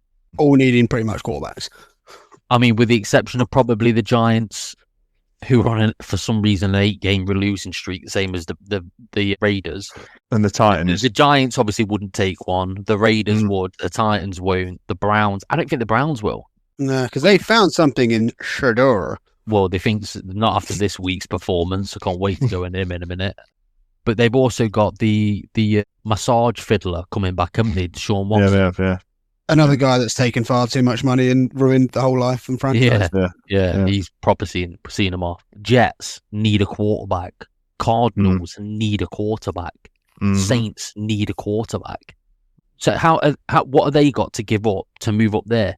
I don't even think they've got any pieces, have they? Who would you take off the Saints right now? Nobody. Chris Olave. Yeah. A receiver. And do you really want to give your receiver away if you're trying to draft your new? Hell no. You need to keep him. And how much are they worth? He's not really worth a lot, is he? Not for you to move up that high in the draft. No. No, he'd have to be part of a package, wouldn't he? Yeah. But again, you'd if you're drafting your future quarterback, you need him to have a receiver. So you can't. They've got nothing to give up. And do you know what? They've got to play the Titans. And the good thing is now that we can beat them and still get a higher pick than them. Yeah. That is the luxury position to be in. But with you slapping the Saints for that reason, with me slapping the divion, because I'm going to slap the buzzer right now. Go on. I'm slapping the Panthers from this division, and I'm slapping the Panthers because they played last. They knew that the Bucks had already gone and shit the bed. They were going into the week or into their game top of the division. This Panthers team that's been written off for seasons. Bryce Young's dog shit, but has now found a bit of form. All they had to go and do was beat the shitty Saints, and they don't manage it. No. You knew exactly what you needed to do, and they just fumbled it. I mean, the interesting thing with this division is it does come down to Bucks Panthers doubleheader. Yeah, that'll be interesting. There's 3 games left, 2 of them against each other for the division. Just trash, though, innit? But it just raises a bigger question for me of, are the playoffs right? I agree. And Cam, absolutely, good point made. I know the point you're trying to make. And I think, though, the playoffs are wrong. I do think that it should be the top seeded teams, irrespective of division. It should be. If you've got a division that totally stinks, who says it? Let's say it's going to be hard for this to happen. Essentially, they're both going to have to at least win 8 games, right? So the worst that they can go in with, unless they draw, and let's forget draws, is that if they both win 1 each against each other, that's 8 wins, and then they lose against whoever else they're playing. That's 8 wins. So that means they could get to the playoffs 8 and 9. That's how they could get into the playoffs. There's already 7 teams at this moment with more than 8 wins. That's what I'm saying. In the NFC. Exactly. So you've already got the Niners, you've already got the Packers, you've already got the Eagles, you've already got the Lions, the Bears, the Lions, the Niners, the Bears. Yeah, they should all be going in ahead of these garbage teams. 100%. Shouldn't even be a debate. It should be every team, like the tiebreaker should be being in the division. It should be that if you've got, let's say you're the top of your league, Bucks have 8 wins and 9 losses, and the Packers have got 8 wins and 9 losses, but the Lions are already going through, it should be the top of that division gets like a priority. But if you're beating them, if you're ahead of their record, you should go in. Yeah, so at the very, very least, for that team that is going to win that division, gets a home game in the playoffs. Yeah, they shouldn't be they shouldn't be hosting a home game. No, when let's say you could end up in the playoffs with 12 wins and not be hosting, and not be hosting. Yeah, 100%. Yeah, that's probably going to happen with almost nearly a double better record. Like it's crazy. Yeah, it's crazy. Wow.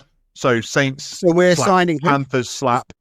We'll get to that, and then NFC South overall slap, and the same goes for the Bucks. But we spoke about them last week. I think they got a slap. So we've done the rounds. The Falcons, one of the most inconsistent teams in football. Panthers, just crap. Saints can't even lose right, and Bucks are falling off a cliff. Cool. Love that. I mean, I interjected and I've caused absolute chaos. So maybe I'll go into a sign, shall I?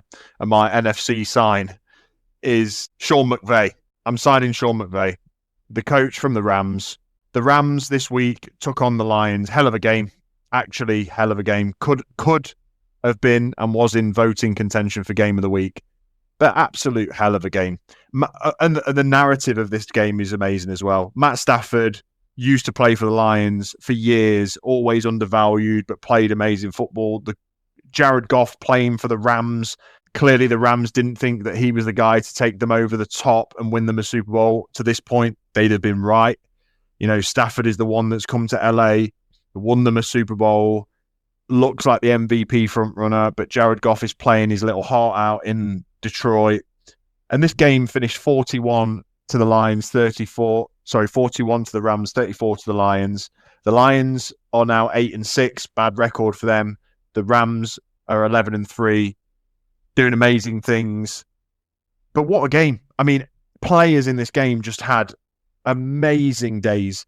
Amon-Ra St. Brown, 164 yards, 2 touchdowns, looked unguardable until you look across the field and see Puka Nacua going, I'll raise you.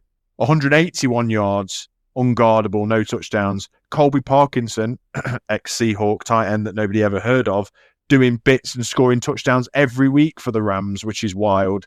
Devontae Adams gets injured in this one. Jamal Gibbs got shut down by the Rams, which was a rarity. And then Montgomery, Kyron Williams, Blake Corum on the ground.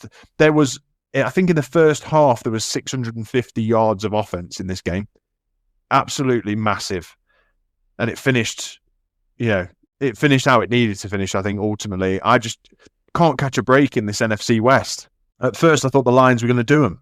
And then just slowly, the Rams just keep scoring. Don't stop. 34-41. So I'm signing McVay. And so, sorry to get back to my point. This has taken a turn, but Sean McVay is just a genius.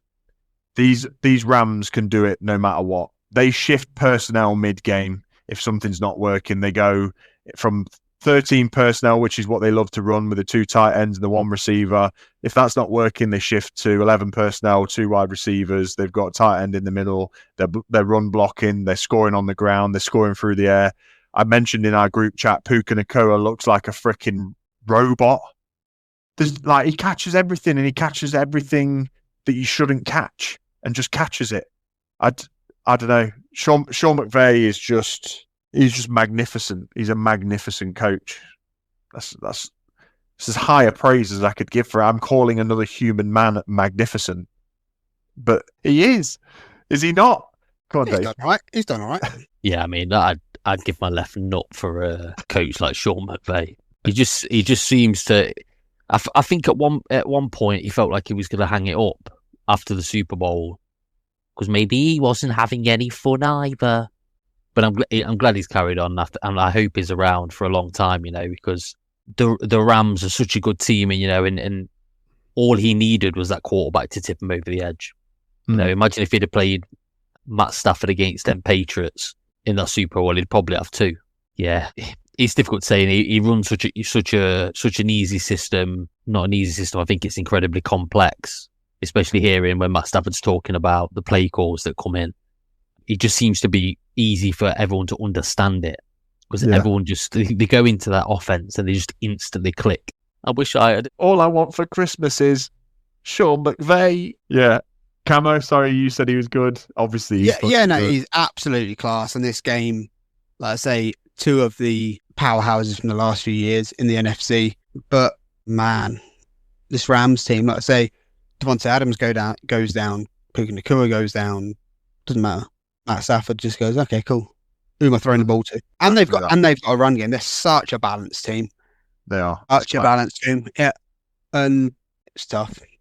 It is tough, but well done, Sean McVay, for getting the win, for getting the sign. One of the highest accolades known to football is a slap or sign.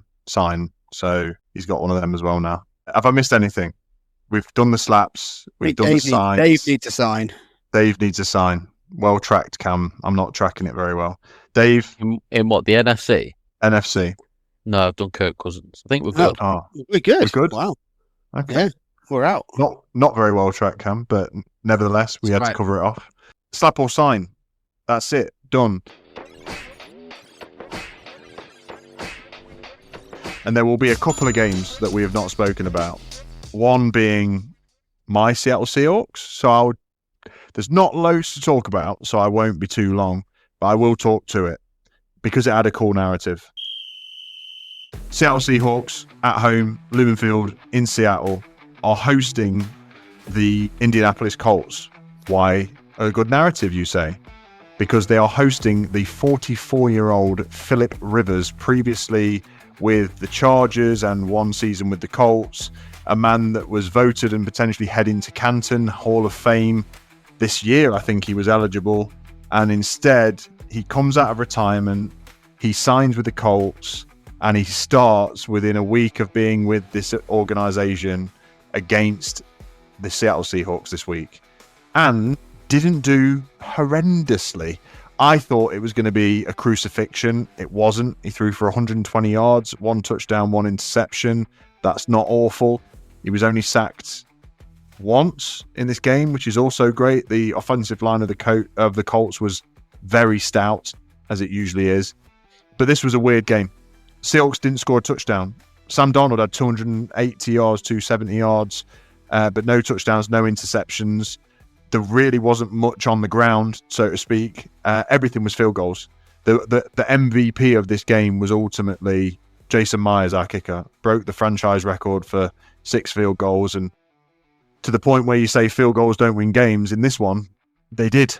It's a rarity, but it's true. And so all 18 points for the Seahawks beating the Colts, 16 points was field goals. And all I can say is that it's an ugly win. And sometimes you've got to take ugly wins to continue winning. If that sounds any kind of philosophical. That's not a word, but I'll leave it there. Sometimes you just got to take what you've got. The Colts team is ultimately pretty strong. When you look at them player for player, Jonathan Taylor, their receivers, their tight ends, their offensive line, their defensive line came to play. Latu had an amazing game against Donald. He was a sack machine. And their corners are pretty good. You know, Charvarius Ward, and their safeties are good. Linebackers are good.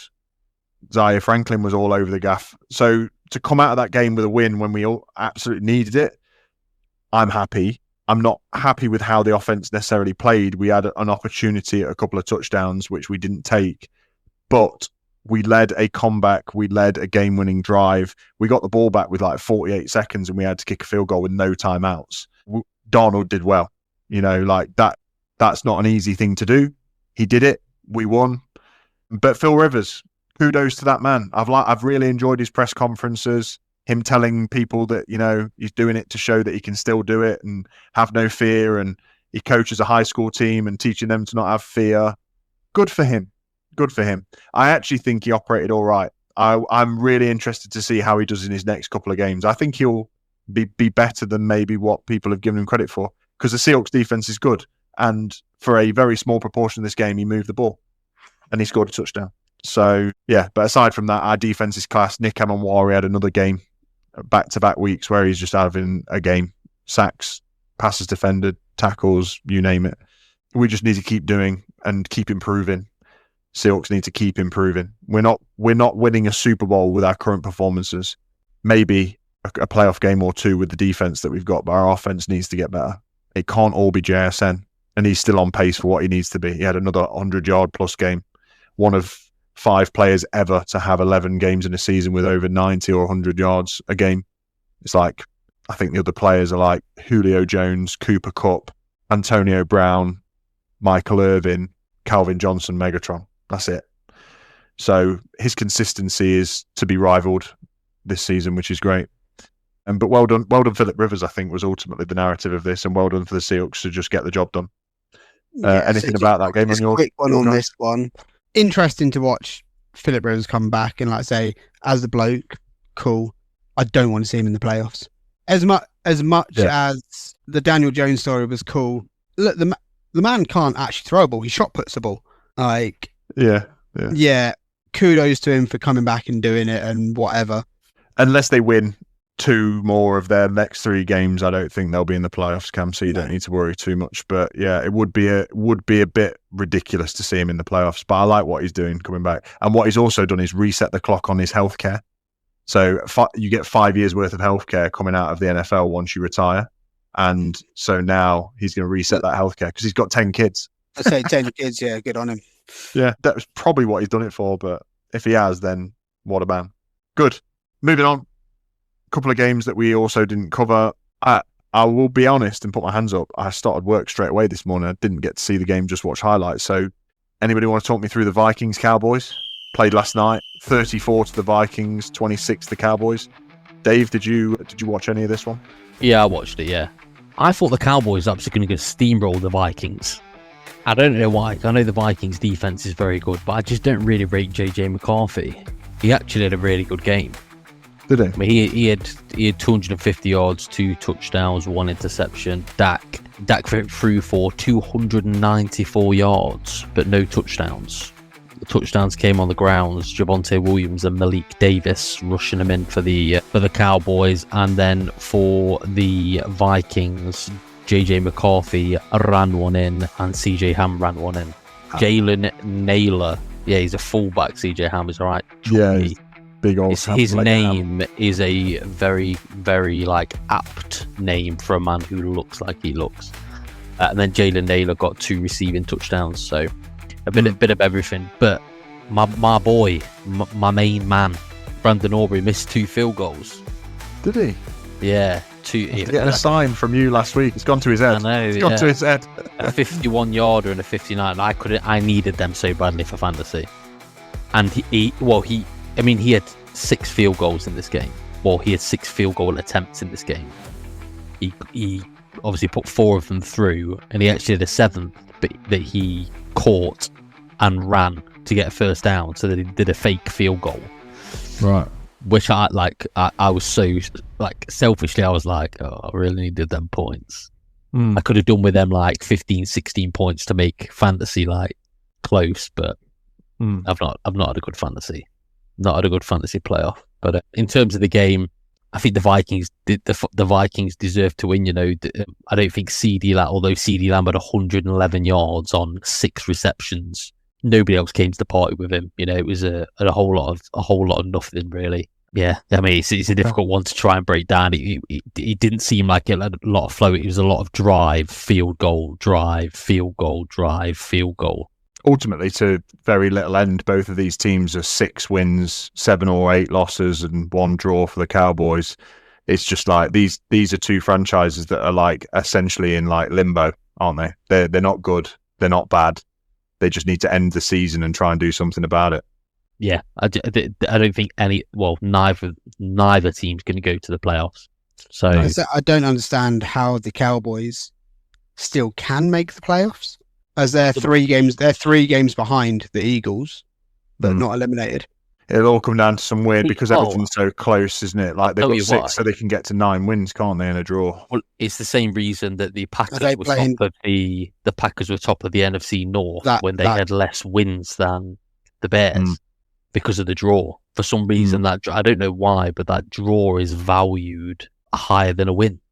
I don't understand how it works. I looked at the NFC North and the Packers were top of it, and I was like, how is that? They've got 1 less win. If they win out and the Eagles lose, there'll be a game behind in wins, but the draw, they'll have one less loss as well. Yeah, so that's what it is. It's losses are weighted more than wins are, which is a little bit strange. Yeah, wild. But yeah, okay. I will be watching a bit more detail of that game, but like I said, I only watched literally the 3-minute highlights as opposed to the full game. So we'll catch up on that. A couple of games that we have not spoke about, and we're not going to in any more detail than we need to. The Giants lost to the Commanders, which was actually quite shocking. I thought the Giants were going to win, having Jackson Dart back, and the Commanders being so bad. 29-21 was actually quite a good game, to be honest, in terms of as games go, but it meant nothing. These teams are 4-10, and the Commanders, the Washington Commanders are 4-10. The New York Giants are 2-12. Again, some of the worst teams in football, which just sucks.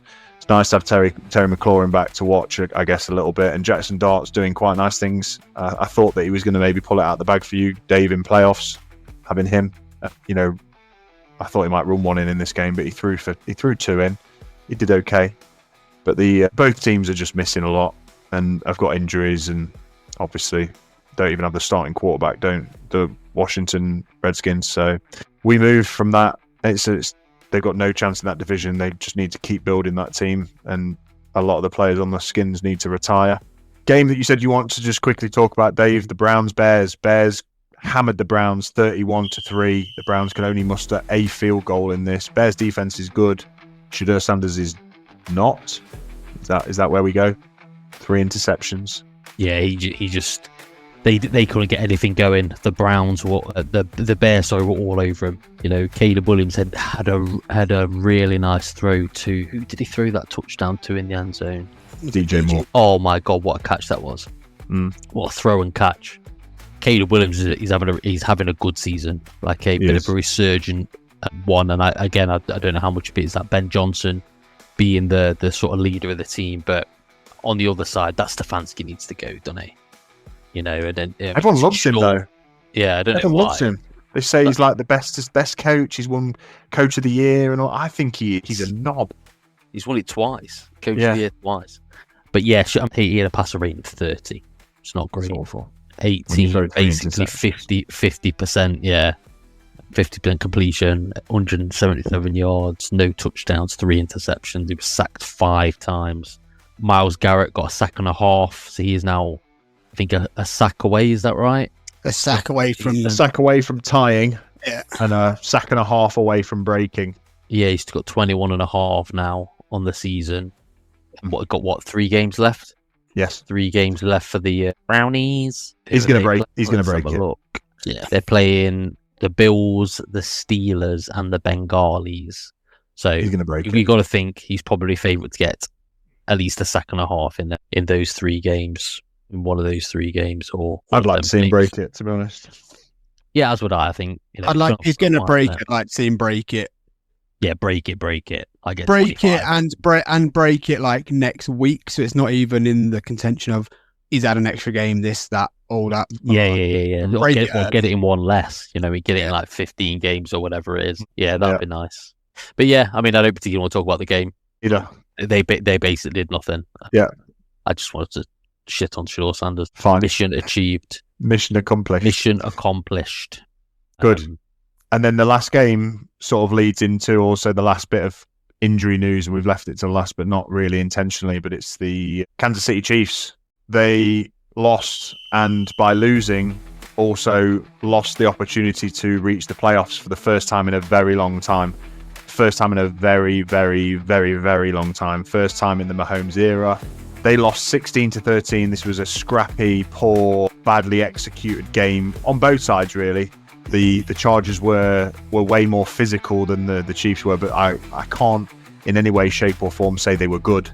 Herbert threw for 210 yards, 1 touchdown, 1 interception. Mahomes, before tearing his ACL, only threw for 189 yards and 1 pick.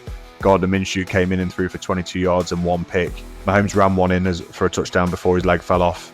And yeah, there was nothing. The only thing I could say is in this game, the defense for the Chargers came to play. Derwin James was an animal, picked him off, was tackling everything. 2 passes defended. Perryman was everywhere. That Tuli Pelotu had 2 sacks. There was an amazing interception from Darion Henley, had a pick, who was a linebacker, but he went up and got it like he was a cornerback.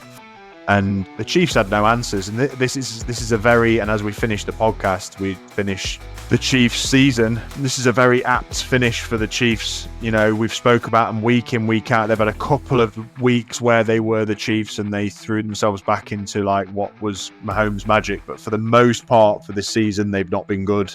And now they get knocked out of the playoffs at the same time that Mahomes gets knocked out of health. So it kind of works out for them. It's almost like the best thing that could happen, I think, for the Chiefs is that if you're not making the playoffs, you obviously don't. Imagine if it was the other way around. Imagine if the Chiefs had have done what they needed to make the playoffs and then Mahomes got injured and tore his ACL. Yeah, I'm glad the conversation. I'm glad the conversation is they missed the playoffs because Mahomes is injured. No, I'm glad it's not that. No. Conversation. It's not like, they didn't win because Mahomes is injured. Yeah, they missed the playoffs with Mahomes and now he's injured. Yeah. But yeah, that 16-13. Dave, I know you said you don't like to see any injuries and, healthy players, and the league is all about superstars. I agree entirely, but I think this is probably the worst thing that could happen to the Chiefs, because they are now going to potentially lose a couple more games and try and build, and I think that's what they need to do. They're old. Yeah. You can't keep rerunning like you said last week. They've essentially ran an extra season out with all the playoffs that they've been playing. And they were in the playoffs before Mahomes got there with Alex Smith. So some of these guys like Chris Jones and Kelsey have they've been through the ringer for a long time now. Mahomes is prone to an injury as well. He's got glass ankles. They're constantly getting injured year on year, and I think again it's not good to see. As much as I despise the Kermit the Frog sounding, annoying, flopping douchebag, I don't want to see him getting injured. And in a weird way, I was kind of looking forward to playing against him. Not me personally, but the Titans playing against him next week, because you get a bit more of a, when the Titans are playing teams, I get a more in-depth look on all the players, rather than just watching it on the red zone or watching a game in 40, you get to see the whole thing. So it is a little bit sad, I guess, and obviously for Chiefs fans, you don't want the face of the league, your superstar quarterback getting injured like that, because you just don't know how they're going to come back from it. Odell Beckham's done his multiple times. It could be it could be a thing that reoccurs. Hopefully not, but yeah. The best thing possible is the fact that out of all of this, they probably are going to lose a couple of games and get a decent draft pick. That'll allow them to give it the first time they must have drafted in the top 15 for how many years? Well, They since probably they got picked him. Mahomes. So there's the opportunity, I guess, to get an actual one wide receiver, because they haven't got one. They're like the Bills, when you pick that far down the draft order every single season, you have to look into getting these superstar wide receivers, rather than taking a Malik Neighbors or whomever, Jamar Chase, Jefferson, whoever it is, like a bona fide one. You have to try and find them. So hopefully for them, they can get that, because I'd love for Mahomes to get back to his. Not that I want to see him win any more Super Bowls. I'm definitely sick of that. But I'd like to see him throw for another 5,000 yards. I'd like for him to be relevant in fantasy again, because he just adds to one of those weapons that you can pick. It's picking one of those or having an early pick in fantasy. It's nice to be like, oh, do I pick Allen? Do I pick Lamar? Do I pick Mahomes? Right now, it's I've got to take Josh Allen. It's a fight for that. But yeah, I don't know. No, good. I agree. And I would love to see that happen as well. Again, not necessarily the Super Bowls, but I think it's going to take a couple of years now. I think this is going to be, said it last week, say it again, I think this is going to be a couple of years where the Chiefs will be relevant if Mahomes is healthy, because he's a good enough quarterback to semi-will almost nobody's to win. But it'd be good to see him operate, and the Chiefs operate, with proper superstars around him, instead of just sort of scrapping their way to a title or to a positive record. I think it'll take a couple of years. I think they'll be drafting properly for the next 2 years, especially if Mahomes doesn't come back for the start of the season. And then it's like, are they playing from behind? Did they chalk that up as a loss? Whatever it might look like, who knows? A few teams have had to do that in the past. The Niners did it, didn't they? The Rams have had to do it once. And to be fair, when that's happened, they've gone in, loaded up, and come back again. So it's like, be irrelevant for a year and a half and then be relevant again for 5 years. It's almost worth it. Good. That's it.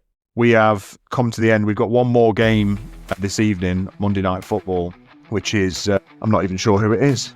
Who's playing tonight, boys? Steelers. Dolphins, Steelers. Rodgers versus Tua. Okay. I mean, that's not a bad game. I'm not sure what implications it's got. Probably bigger implications for the Steelers, I'm sure. They need to win, keep themselves above the parapet in the AFC North, and keep chugging towards a playoff berth. I think the Steelers will win, actually. It's probably where I'm at. What about you guys? What do you reckon, Steelers or Dolphins? I think the Dolphins find a way. Yeah, nice. Dolphins have been playing good football the last couple of weeks. I think the Dolphins will win. And I think Darren Waller will get 6 touchdowns. This is fantasy 40 projection. yards. And that's my manifesting. Yeah, Dave is manifesting to win his. Please, I need 30 points off Darren Waller. It's not happening. His fantasy playoff berth. What do you actually need to win, Dave? 30 points. Need 30 points off Darren Waller. Yeah. It's not. I've seen stranger things happen, but. Oh, I mean, he needs. What's that? That's 150 yards and 3 touchdowns. Probably, maybe a little bit more. The other day. Yeah, he did. That is very true. What did he finish with? About 38. There you go. That's what I need. That's what you need. Praise the Lord. Praise. Manifest it. Yeah, good. We will find out, I guess, in the morning. But for now, this has been week 15. Deck the balls. Christmas time is nearly upon us. One more pod before Christmas, so we'll get really festive. Maybe even put a Christmas hat on or a bauble. And December has been full swing. Playoff races as hot as it could possibly get. This is where people separate themselves from playoff pretenders and become playoff reality. And thank you for tuning in. Make sure you follow us at In the End Zone UK. Share this with all your family, football loving friends. From us to you, one more episode before Christmas, but enjoy the festivities, lots of Christmas parties, stay warm. Football is life, and we'll catch you in week 16. Boys, thanks very much. Peace out. Peace. Later.